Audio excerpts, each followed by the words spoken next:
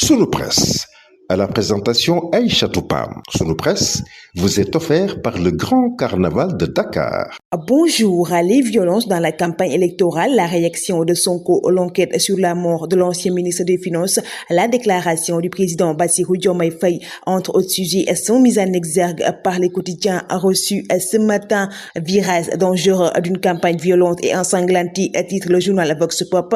Sonko ôte ses habits de premier ministre et reprend le Gatsa à Pastef attaqué et zéro arrestation. Il parle de la faillite de l'État. Le chef de Pastef cible Barth et promet de régler l'affaire à sa manière. Le quotidien Les Échos abonde dans ce même siège. Sonko déclare la guerre à Barth et ressuscite le Gatsa.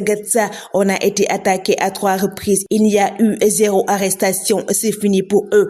Barthélémy Diaz ne battra plus campagne dans ce pays. Le journal Tribune traite également cette question avec Ousmane Sonko qui menace Jean-Baptiste Tine. Revenons sur les attaques que subit Pastef depuis le début de la campagne électorale. Le journal Enquête revient également sur les attaques des convois de Pastef et la réaction de Ousmane Sonko. Il invite ses partisans à désormais riposter contre les attaques.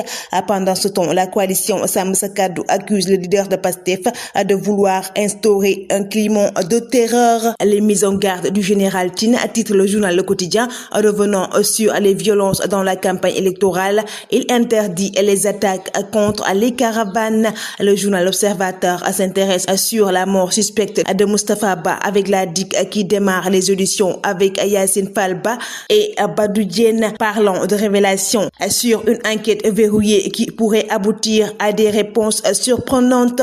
Le journal Libération revient sur la mafia dans la gestion de Prodac et titre Mamina Dafé et Ibrahim Cissé écroué, une information judiciaire ouverte pour escroquerie sur les deniers publics, faux et usage de faux et blanchissement de capitaux. Bassirou Diomaye Faye dénonce l'inaction du Conseil de sécurité de l'ONU sur la situation en Palestine et au Liban, nous apprend le quotidien national Le Soleil. Au sommet extraordinaire de Riyad, le chef de l'État estime que l'inertie de cet organisme risque de remettre en cause sa crédibilité. Réumi Quotidien abonde dans ce même siège et met à sa une Bassirou Diomaye Faye hausse le ton. Selon lui, il faut une réponse ferme face aux spirales de la violence.